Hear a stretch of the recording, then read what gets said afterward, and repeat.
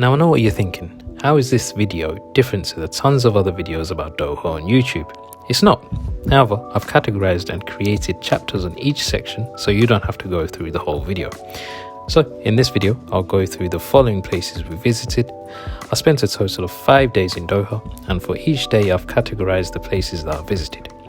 This is part 1 of 2 within this series, and the second video will be coming soon. Anyways, let's dive straight into the video.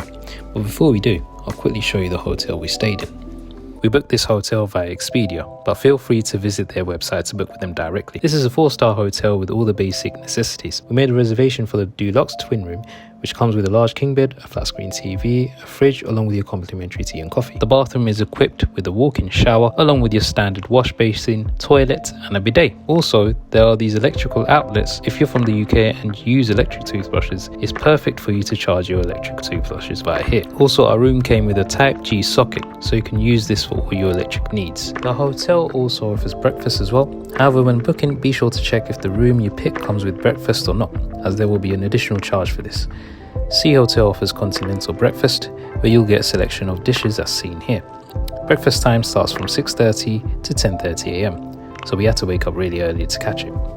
Right, day 1. So we ended up taking a cab to Katara Village, which took approximately 17 minutes to get there. Uber can be used in Doha, but there is an alternative app called Taxi F. We've noticed that fares on this app are sometimes cheaper than Uber's. I've put the link for the app in the description below. As we got out of the cab, we were greeted by the pretty quarters of the town, beautifully constructed houses, and every corner you turned, there was always something that will pleasantly surprise you. We went just after 3 PM, so for my Muslim viewers, this was right after Asr prayers. FYI, it gets slightly cooler around this time, as the day we were there, temperatures hit around 48 centigrade around midday.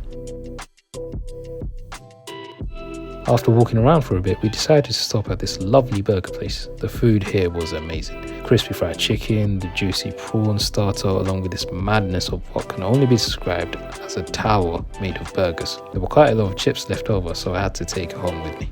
The coordinates for this restaurant are underneath in the description section, so be sure to check out when you're actually there. Right after we finished eating, we quickly attended Maghrib prayers, and afterwards we continued down to the Qatar multi-purpose hall, which is approximately 4 to 5 minutes walk away. As it was quite dark, the video isn't doing as much justice, but this place was massive. As described on the website Qatar.net, the place is used for conferences, lectures, and small events. The architecture itself is inspired by the Greek theatre concept with Arabic features. It was quite a sight to see due to how big the place was. Furthermore, just opposite is a pretty waterfall, which really complemented the architecture and atmosphere of the building. Right after seeing the multi-purpose hall, we walked a few meters to the lightning stairs. Again, the video isn't doing as much justice as it was quite dark. However, it was quite pleasant just taking a moment and just relaxing by the stairs.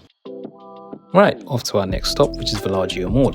It took us approximately 23 minutes from the multi-purpose hall via cab to get to the mall. And again, we ended up using Taxi F to get to there. But it's personal preference, as Uber can be used as well. Once we got out of the cab and walked into the mall, we were stunned. I mean, it was dark outside and we walked indoors and it was broad daylight. It felt surreal.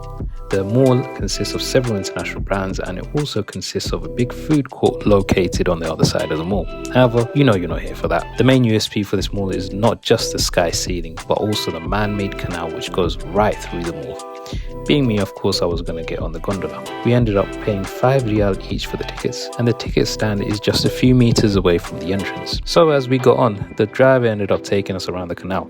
The water is only a meter deep, but that didn't stop the driver from the gondola doing this. You can't see it in the video, but he used his whole weight to lean the boat over. After taking a romantic boat ride around the mall by myself, joking, my wife was with me, we ended up walking around the mall a bit and ended up bumping into a celebrity as well.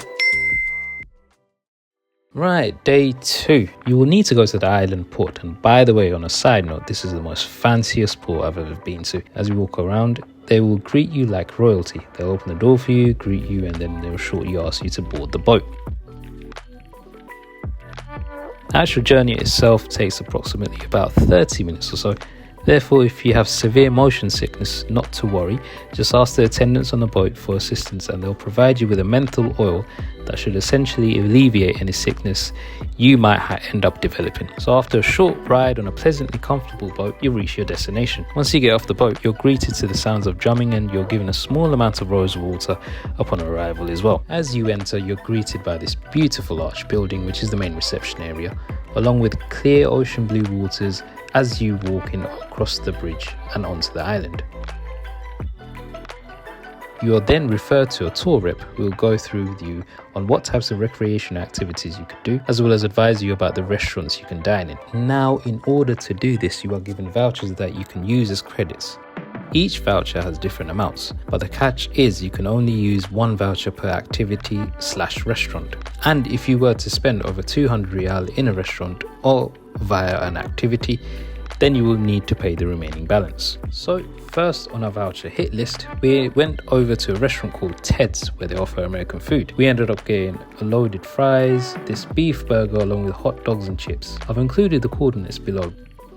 Straight after lunch, we ended up praying quickly. Now, it's worth mentioning that it is advisable to take a buggy car wherever you go within the island, especially during the daylight hours, as temperatures can soar up to 47 degrees plus. We ended up heading towards the reception area where they had a prayer room, along with a ablution area. Also, a side note, this is the most beach-esque prayer room I've ever been to. Mashallah, a really aesthetic place to actually pray in. After doing salah, we ended up heading towards the restaurant where they had a swimming pool. This was called the Q Lounge Restaurant, and I'll mention the actual coordinates, which will be in the description below. You'll need to use credits and also use the pool, so have your vouchers to hand upon arrival. After a quick swim, we headed over to the beach just to soak up the sun before we finish up for the day. Side note, they offer these delicious pina colada mocktails which are about 10 Riyal each. In the meantime, I'll let you look through the remaining portion of the video. Therefore, if you're planning to book, it will allow you to get an idea of what the island looks like. Be sure to keep your eye on the top left hand side of the video where I've labelled the location and name of each place within the island.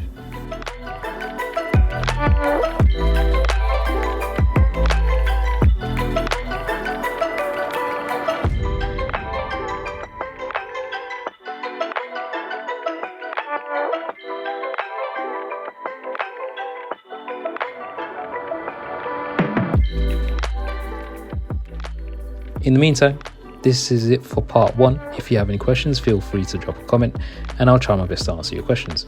This video took me a while to create, so I'll be really grateful if you could be kind enough to drop me a like and also subscribe to the channel. Thank you for watching and hopefully I'll see you over in the next vid. In the next video, we will be visiting Mina District. We will also be visiting the stunning MIA Museum. And later on, we'll be taking a stroll down West Bay Mall. See you over in the next video.